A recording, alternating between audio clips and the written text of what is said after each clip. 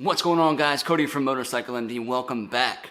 If you haven't already, be sure to check out the last video. Trying to start it up attempt 1. Okay, in this video we're going to figure out exactly what went wrong. What did I do wrong? I was kicking it and kicking it. It was backfiring through the carbs. Heyo. And we got to figure out why. I think this video will be super helpful and informative to those of you who have never messed with these systems. So if you haven't already, like the video, subscribe to the channel.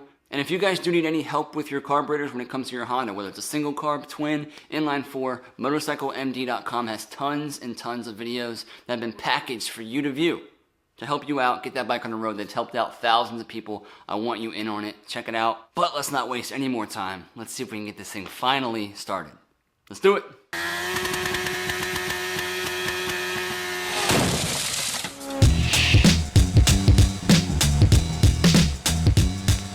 What I really want to make sure of is that I'm not like 180 out on the points plate, because I've done that before. And again, just recheck this timing out. I checked to make sure that these are not bent. This one looked like it was bent in a lot. This little holder right here. And it was bent up a lot. I just want to make sure that it wasn't getting close to touching the back of the plate where it kind of stays. And this one was actually really loose, so I tightened that one up. Just small things that I missed. It definitely happens, trust me. So I'm going to take this out, get the top dead center compression, and make sure that my points plate, my line on here, is in the right direction with the crank. There is a dowel pin that sets these things, but I've managed to do it wrong before. Let's go ahead and take both spark plugs out. But it did pop! I don't know if you guys saw that little mini explosion. So it seemed like it was an ignition timing thing, because I think it should have started. We shall see. Alright, so direction of rotation is counterclockwise. Let's find compression. There it is. So I think I'm 180 out. Pretty sure this line here needs to face upwards. Yeah. Kind of what I was thinking was it was going to be like. This line here, when you're at LF on the compression stroke, I'm almost positive that it needs to be facing directly up. So we're going to flop this around, because I think I had the ignition 180 out. Which, like I said, I've done it before. Just not paying attention to what I was doing. So we're going to pop this out.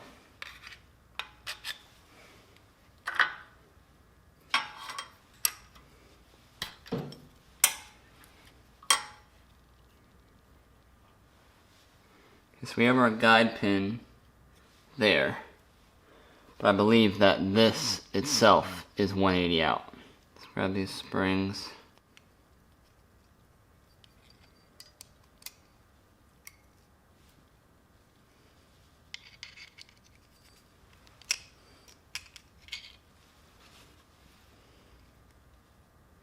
So we were like this.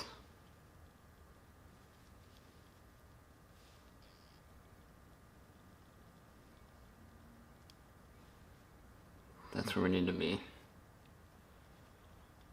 Like that. Mistakes were made. It's all good. That one. Alright, so go back on. There. Usually when things pop back up like that through the carb, or they make like one loud pop, usually it's an ignition timing thing. Okay, throw this back on there. We gotta reset our ignition timing. We gotta get this plate back on. So our plate's pretty much set even, dead even there. That little mark there is so we can turn our plate left to right. So we'll set it there right now, and we'll lock that in. Alright, so let's do it the right way this time. I'll grab right here at the bottom of this nut here. And we're just gonna ground this one there. So, alright, so light is off.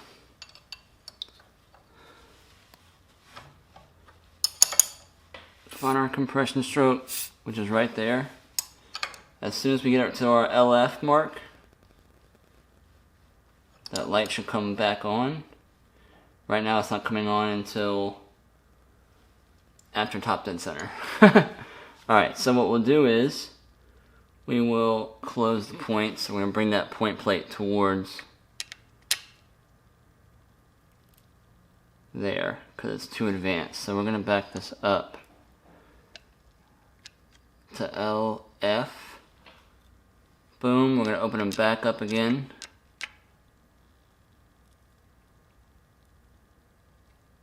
Right there. So there's just before LF, and that's right on the line. Let's lock that in. Now we're cooking with butter. Alright, so that one's timed where I want it to be, LF on compression stroke. So we'll grab this, we'll swap it over to our blue.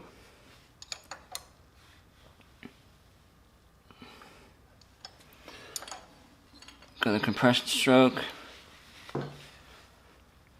about 180. There it is, compression's right there. Alright, so let's back this up. So the point's coming on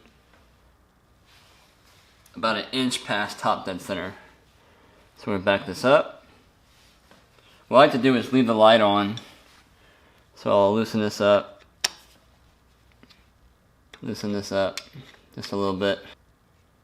Make sure we're going in the right direction. That's the light on, so the gap's open right now. But our points plate's loose, so we're going to back this up. So there's fire mark right here. So we're on the mark right now. It's not on. Just past it, it's on. So I'm going to close this. I'm going to open it a little bit more. So there's fire mark. Boom.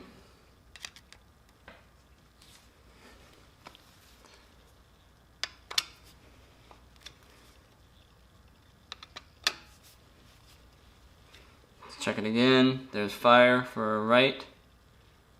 Fire, fire. Good. That's how we do it. So that should be in time now. Okay? If you guys remember last time when I set this all up, I had it and the light was on all the time. I think that might have been because of these were touching the wrong part. I think these were too bent in and they were actually touching the ground for the motor. So the light was on, but all of a sudden it got brighter and I was timing it off of that. I wasn't worried about it, and I should have been.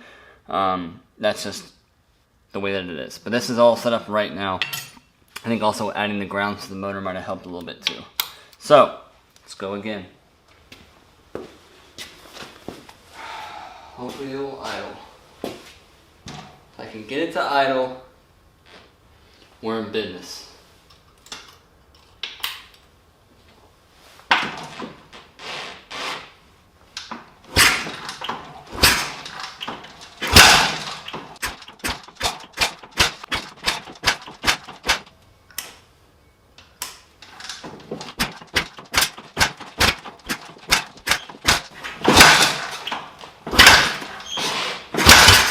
Come on, baby. Here we go.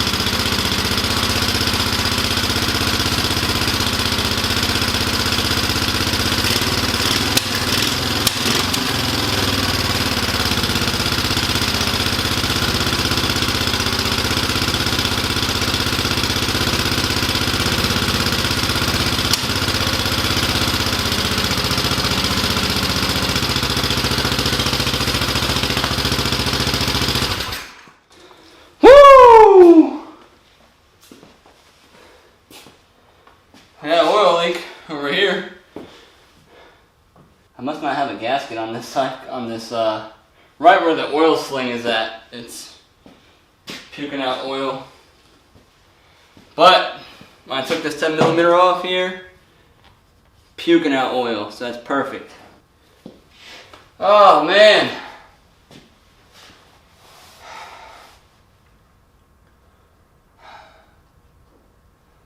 Oh man, what a year. What a year. Cheers, everyone.